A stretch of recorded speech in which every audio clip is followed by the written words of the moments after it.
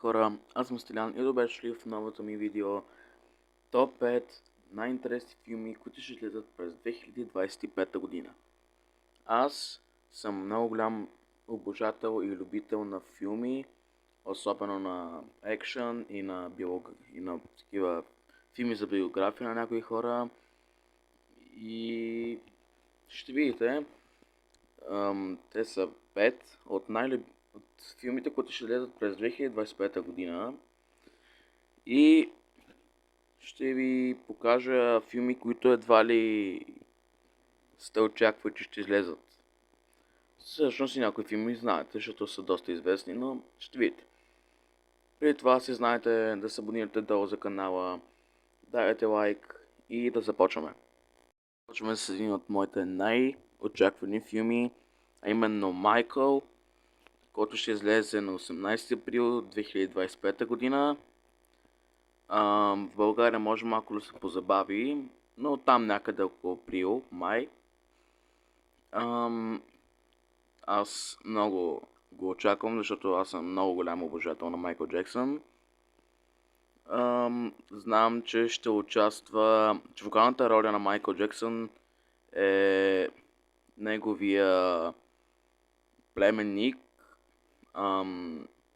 Джафар Джексън, който е как да го кажа, който е като две капки вода с чичо си.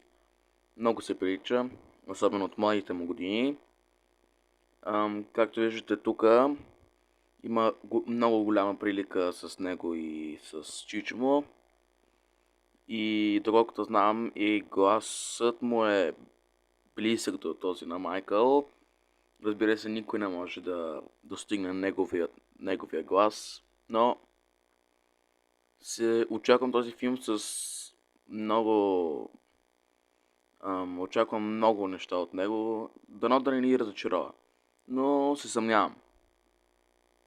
Колкото знам, филмът, бюджетът за филма е много голям, 155 милиона долара, така че ще видим какво ще излезе.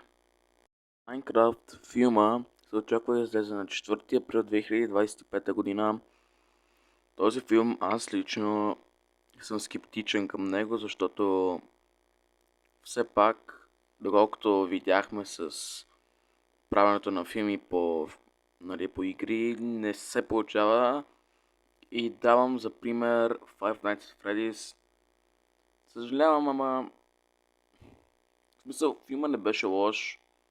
Вижда се, че са се постарали, че доста пари са изхарчени за това, но някакси малко будко беше. За Майнкрафт ще видим. Виждам, че филма се води екшън, приключения, семейен и фентази. Едва ли ви интересува режисьор, сценарист. Актьорите Джейсън Момоа, Джак Блек и други. Ще видим. Няма официални данни колко е бюджетът, но мисля, че не ни трябва по принцип. Значи филма се пише, че е направен по е направен точно като в играта. Се поддържа всичко, което е направено от играта през 2009, но се съмнявам. Както казаха и в Five Nights at Freddy's, ама не се получи точно така. Не обвинявам, ще видим какво ще стане. Също така ще участва Ема Майерс, добра актриса, ама пак ви казвам малко будкал. Да продължаваме. Заклинанието 4 по-скоро ще излезе на 5 септември 2025 година. Аз много го очаквам, защото много харесвам поредицата Заклинанието. Още от първа част ми е една от любимите поредици. Както и от Писък, мислях да го включа, обаче разбрах, че няма да е премиерата другата година, тази в смисъл, а ще бъде 2026 година, така че няма да го включвам. Ще направя същата поредица, ще направя този клип на поредица и другата година пак ще направя този клип. В заклинанието ще участват